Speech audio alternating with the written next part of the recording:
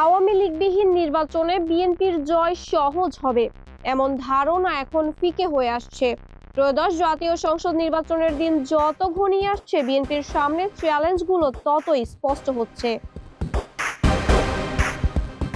বাংলাদেশের রাজনীতির দীর্ঘদিনের দুই মিত্র বিএনপি ও জামায়াত ইসলামী রাজপথের আন্দোলন ও নির্বাচনী জোটে একসঙ্গে থাকলেও জুলাই গণঅভ্যুত্থান পরবর্তী পরিবর্তিত রাজনীতিতে মিত্র জামায়াত ইসলামী এখন বিএনপির প্রধান প্রতিদ্বন্দ্বী হয়ে উঠেছে। জোটের রাজনীতির বাইরে গিয়ে দুদলই আলাদাভাবে শক্তির মহড়া দিচ্ছে।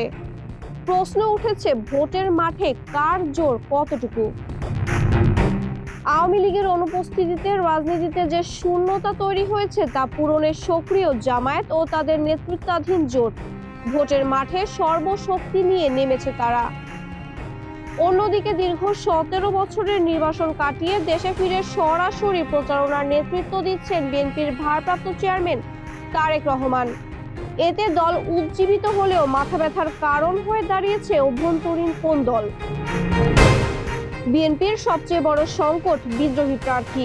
দলীয় মনোনয়ন না পেয়ে ৭৯টি আসনে প্রার্থী হয়েছেন দলের বহিষ্কৃত নেতারা।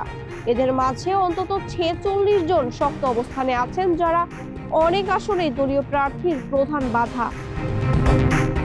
এছাড়াও হাটবাজার ও টার্মিনাল দখলের অভিযোগ বিএনপির ওপর চাপ তৈরি করেছে।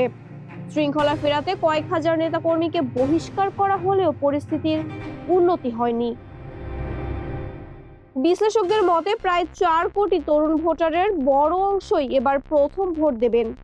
এই তরুণদের আকৃষ্ট করতে বিএনপি কিছুটা পিছিয়ে আছে।